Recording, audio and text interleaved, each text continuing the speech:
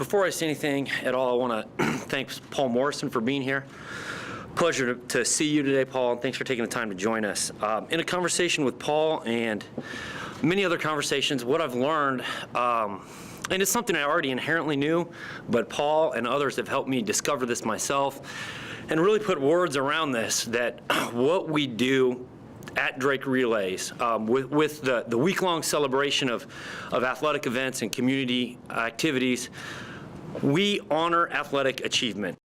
We have a series of announcements to really highlight how we're going to do that uniquely in 2017 and build out the program for the week. So our first announcement that we have coming is that thanks to our partners, the Des Moines Register and Catch Des Moines, we will be hosting the pole vault at Capitol Square again on Wednesday evening.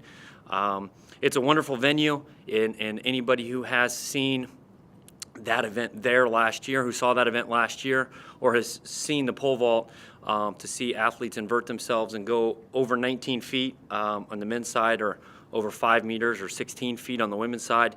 It's an extraordinary feat, and to be able to do that almost literally an arm's reach away is an extraordinary and exciting opportunity for spectators. And so we're excited to bring that back and highlight the two best athletes in the United States in that event. On the women's side, Sandy Morris will join us. Sandy was an Olympic silver medalist in Rio. Very excitingly, she then went on to the European to finish her season in Europe and set an American record.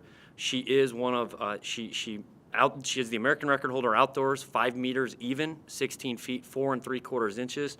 And then this year indoors, she did win the U.S. indoor title. On the men's side, we're thrilled to have Sam Kendricks join us. Sam has won 4 consecutive U.S. indoor titles. In Rio, he was the bronze medalist. He was the U.S. Olympic trials champion, and both of these athletes are returning to Des Moines to highlight their skills in this very special setting on Wednesday evening. Another community event that we're very excited about, thanks to our partners Wellmark, we will be bringing the U.S. Road Mile Championships back to Des Moines Tuesday evening, and we're excited to announce that both defending champions are returning.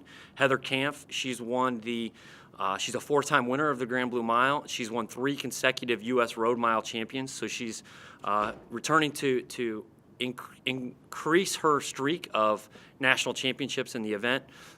She's also a 6-time Drake Relays champion and held 2 relay records while running at University of Minnesota. On the men's side, Chad Noel, he won 2 Drake Relays titles in 2015. He also won the NCAA championship for 1,500 meters in 2015. Last year, he made his professional debut at the Grand Blue Mile, and we're thrilled that he'll be returning to defend his title.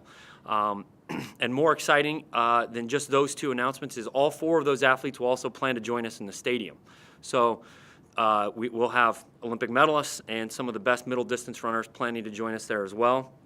The events we'll have in the stadium that are special invitational. Obviously, Drake, especially in recent history, has been a destination for world-class athletes, and really the destination for world-class track and field athletes in April. As you all know, last year we had more than 60 athletes here in Des Moines that then went on to compete in the Rio Olympics, including 20 medalists and 10 Olympic gold medalists. We continue to aim to continue those traditions, that tradition of athletic excellence, and the events that we'll pursue in 2017 on Friday evening, Hy-Vee night at the Drake Relays, will be the men's 400 meters, the men's 400 meter hurdles, and the women's 1,500 meters. In the field on Friday evening will be the women's pole vault, obviously featuring Sandy Morris, and the men's triple jump and women's shot put.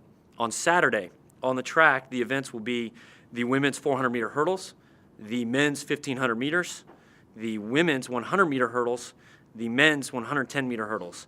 And Saturday in the field, we'll have the men's high jump, the men's pole vault, featuring Sam Kendricks, and then the women's long jump. So we're very excited about what that means for the in-stadium events and the fields that we're going to be able to attract. More announcements with athletes in those fields will be coming in the near future. But we're also excited that to announce that we've got some strong university teams coming. Returning will be Ohio State, Oklahoma State, and the men's reigning champions in the Hy-Vee Cup, Illinois. So in the university section, we will have strong contenders for the Hy-Vee Cup. And more than that, we're also proud to say that Reed Fisher our very own Reed Fisher will be competing on Thursday evening in the 5,000 meters. His effort will be to break a Drake record that stood for 39 years. So we're very excited that Thursday night we'll kick off our activities in the stadium with one of our very own, one of our very own Drake Bulldogs. And then also Thursday night, it's worth noting that we have moved the schedule. We've made a small adjustment to allow for the high school 3,000 meters and 3,200 meter runners to compete after 6 p.m. We took that into consideration when revising our schedule, hope in an effort to reduce missed school time, but also allow all of the track and field fans in Central Iowa to see Iowa's best distance runners here on the Blue Oval. And then also at the high school level, we've added a section of each of the we've added a section of the boys and girls 400 meter hurdles. So we will see 16 additional spots for the Drake relays presented by Hy-Vee in the high school division. So 16 additional athletes will compete in the 400 meter hurdles. It's an event that is quickly evolving as one of the top events, and we're excited to add those athletes. And I think there's another small change as it relates to the Iowa colleges and the college division at the Drake Relays. Friday night at the Relays has never featured or hosted a college event. We have moved the Sprint Medley Relay, which has been a traditional and historic for literally more than 100 years, a fan favorite event. The colleges have historically run very early on Saturday morning. So we're excited that the college division, we will see those schools bring their best sprinters to the show on Friday evening.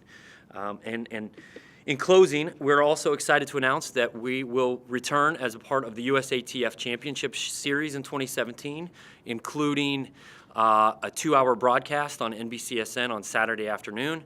And in-stadium events will be streamed on usatf.tv. And for the first time in 3 years, the elite sections of the Grand Blue Mile will be live streamed on usatf.tv. So with that, and a friendly reminder that single session tickets go on sale tomorrow for the general public. So with that, I'll open up for questions. Not all at once. You've only had a handful of months to kind of get acclimated and jump right into the Drake Relays. What has this process been like for you? And now that it's only a month away, how are you feeling with the timeline closing in on you? Yeah, great question. So it's been a true homecoming and refamiliarizing myself, but also in a very familiar way with the Drake Relays and the Des Moines community. It's been invigorating, it's been exciting, it's been scary, which I never thought Des Moines, Iowa would be scary, but it's been fantastic to be back. And I think right now, how I feel about the timeline and where we're at with 4 weeks to go, or just more than 4 weeks to go, that depends on the moment in the day. But I think we're well prepared. We have a fantastic team with our operations in place. And as we all knew, the demand from the world's best athletes and their athlete representatives is extraordinary. So I'm confident that we'll put together one of the best track meets in the world this year. What's been the most fun part for you and the hardest challenge for you in this process? Yeah, well, I think the hardest challenge is just replacing Brian Brown. I don't think anybody could come in and pretend that would be an easy job. Brian did an extraordinary job while in his tenure and has left an outstanding legacy. So that's been the challenge in understanding the diverse set of events, the diverse set of constituencies and stakeholders that love the Drake Relays. But I think that's been has been the most exciting thing has just been getting a chance to sit down with people like Paul Morrison and many others that absolutely love the Drake Relays and having the honor to lead that.